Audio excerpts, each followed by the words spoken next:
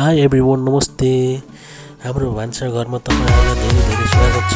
मासु चाहियो, त्यसपछि हामीलाई प्याज चाहियो, खोर्सानी, अदुवा लसुनको पेस्ट, अनि यो मरिच,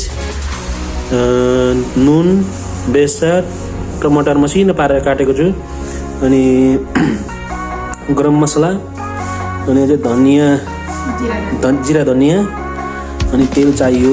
ल अब हामीले पकाउन सुरु गरौँ त। ल पकाउन सुरु गऱ्यो त। अब तेल लगाइयो,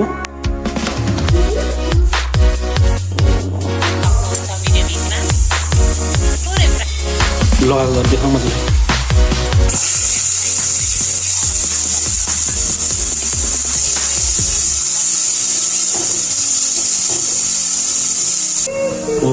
अदुवा लसुनको पेस्ट लगाउँ,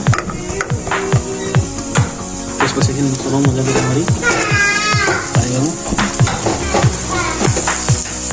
खोर्सानी, हरियो खोर्सानी लगाउने,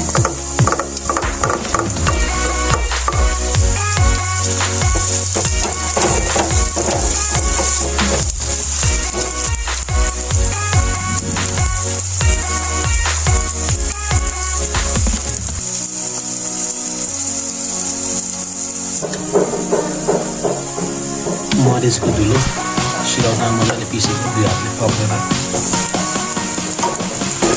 हाम्रो चिकन ग्रेभी कस्तो भनेको त दामी हुनु भयो। चट्टोसँगले मासु लगाउने है, ब्रोइलरको मासु यो चाहिँ।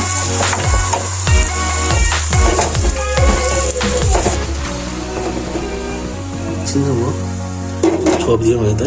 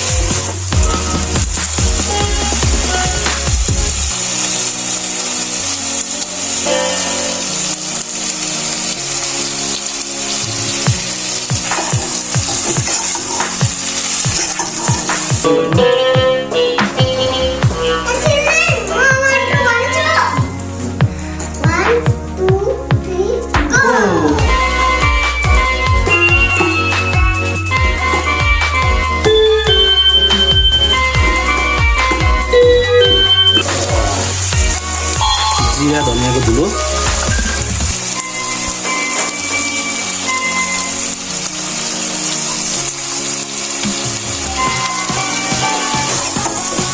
राम्ररी चलाएर टमाटर लगाउने, टमाटर लगाएर चलाएर 5 मिनट छोप्ने। फाइनली यस्तो भन्छ ग्रेभी। लास्टमा धनियाँ लगाउने,